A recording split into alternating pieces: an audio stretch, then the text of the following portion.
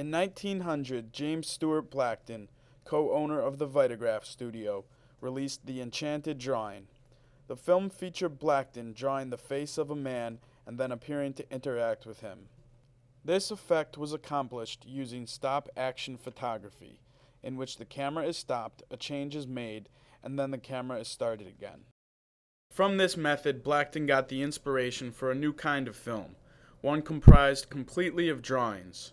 The result was humorous phases of funny faces. It employed an adaptation of stop-action photography known as stop-motion photography. With the new technique, a face is drawn and one or two frames of film are exposed. Then the face is drawn in a slightly different position and then filmed again. The repetition of this process resulted in the apparent motion of the subject, as seen in Blackton's short film. Although Blackton quickly lost interest in animation, his work inspired countless others. Among them was a middle-aged Parisian named Émile Cohl. Cohl's freshman effort, Phantasmagorie, was the first film comprised solely of animation. It was made up of 700 drawings done on rice paper. Each one was double exposed to make the running time longer. Although the film starts with an artist sketching on a blackboard, the animated sequence was traced on rice paper and projected as a negative to preserve the chalkboard effect.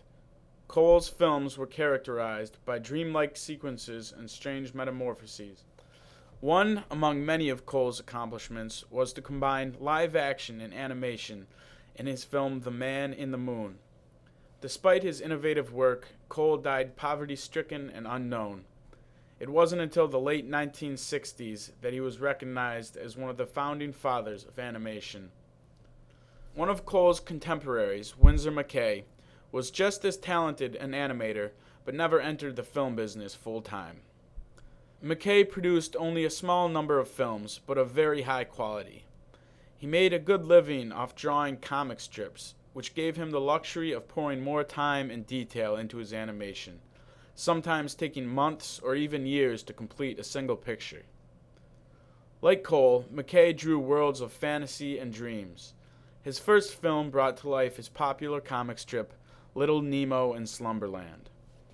The official title of the movie was Winsor McCay, the famous cartoonist of the New York Herald and his moving comics, but became known simply as Little Nemo. Blackton directed the live-action scenes, and the film was released on April 8, 1911. The picture started with a wager that the protagonist, McCay, could not draw the 4,000 pictures in a month necessary for an animated film. After a few comedic live-action sequences, the film evolved completely into animation. One of McCay's greatest accomplishments was conveying 3 dimensions, which he did with no background in his earlier films. Although McCay's sophomore effort, The Story of a Mosquito, seems crude by today's standards, at the time it was a novelty. McCay's animation was so precise that he was accused of tracing his drawings from photographs. He responded to this charge with a cartoon about a dinosaur named Gertie, a work that would go on to become one of the most enduring masterpieces of early animation. McCay used Gertie as part of a live stage act, appearing to interact with her by transforming himself into animation. During the span of his career, McCay produced 13 films, a small number compared to his contemporaries, but of much higher quality. Like Cohl, McCay faded into obscurity towards the end of his career, yet he had a great influence on animators for decades to come. His affinity for black lines on a white background could be seen long after other techniques were perfected.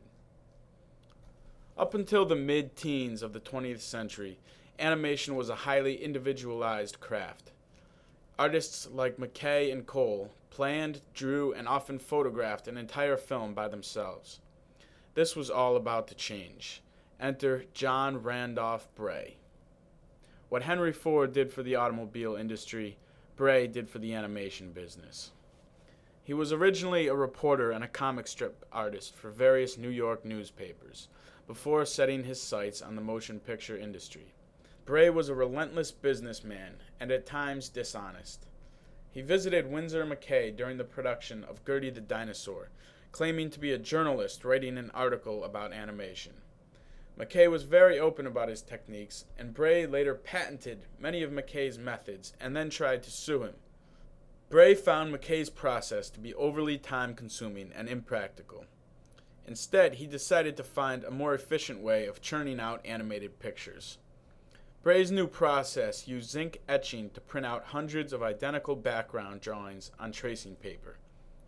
He left blank spaces to draw in the moving elements, consequently saving numerous hours of retracing time. The first product of this new method was The Artist's Dream, released in 1910. Bray took the picture to a well-known producer, Charles Pathé, who was so excited by the project that he signed a contract with Bray for 6 pictures in 6 months. Even with his new patented methods and full-time staff, it took Bray nearly 6 months to finish his first film for Pathé.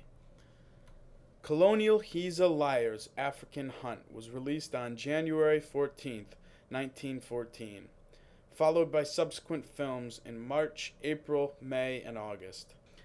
Bray's most important contribution to animation was yet to come. He developed and implemented a new method known as the cell system. However, another animator named Earl Hurd had patented a similar technique that used celluloid, an early form of plastic. Hurd's process was ultimately more significant than Bray's. It involved drawing characters on transparent celluloid sheets, which were then laid over painted background scenes and photographed. With the onset of World War I came vast employment opportunities. The government needed training videos, and they called upon Bray to produce them. In order to create detailed, lifelike animation, Bray used a new process developed by one of his employees called rotoscoping, in which live-action footage is filmed, projected onto paper, and then traced over. In August 1919, Bray signed a contract with one of the biggest film moguls of all time, Samuel Goldwyn. The new partnership was mutually beneficial. Bray had the product, and Goldwyn had the means for mass distribution. Among the new novelties announced to be released was a full-color film using the Brewster color method.